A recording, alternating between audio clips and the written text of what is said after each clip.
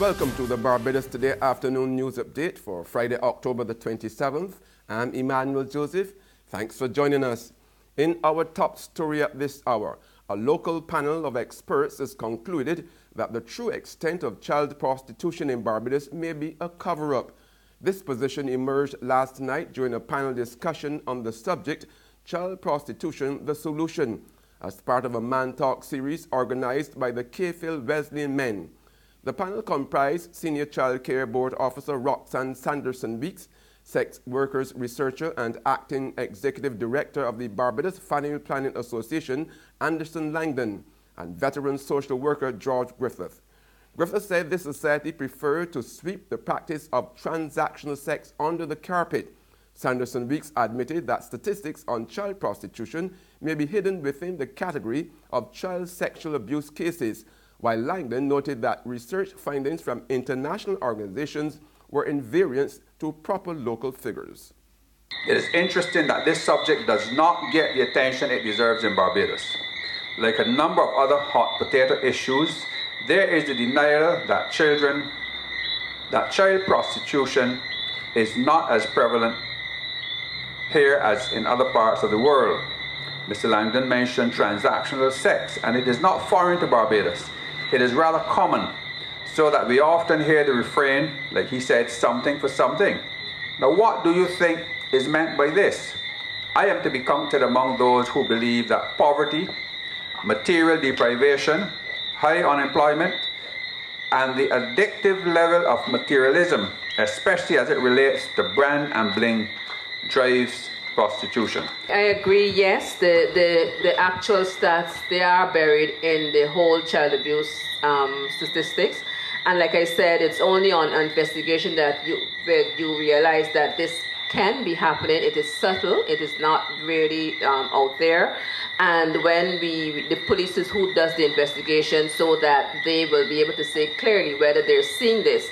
But it is something worth looking at, so we can separate at least, because remember this is just suspected cases here until the case is actually tried by in the judiciary. So something we can look at. International organizations are asking why we label it under child abuse as well, because it is to differentiate child abuse as it, because child abuse can begin the cycle of prostitution, and therefore it must be categorized accordingly to be addressed in the correct way.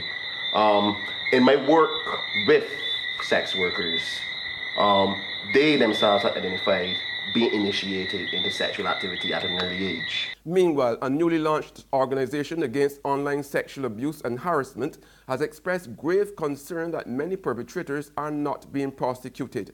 Public Relations Officer of the entity known as NOAA told this morning's launch at the United Nations House, Marine Gardens, Christchurch, that victims of abuse and threats often find difficulty holding a job or even loving themselves. Many persons actually end up uprooting themselves from their home for years and only returning to Barbados when the chaos dies down. This is not good enough.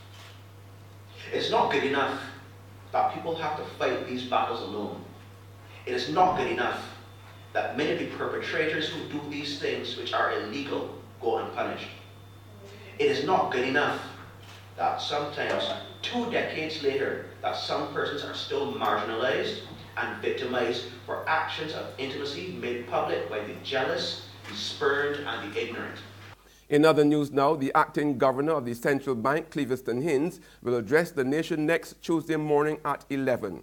During a news conference, which will be streamed live on social media, Hinds will tell Barbadians how the local economy performed during the first 3 quarters of this year. It is expected that he would also have something to say about the status of the contentious National Social Responsibility Levy, NSRL.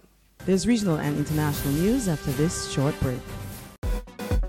Join us from November 16th to 19th, 2017 for the Barbados Food and Rum Festival, where acclaimed Barbadian chefs and mixologists are joined by Chef Jean-Georges of the US, Chef Tom Akins of the UK, Chef Chris De La Rosa of Canada to create dining experiences to delight the senses. Visit ticketpal.com and all TicketPal locations to get your tickets, and visit foodandrum.com for more information.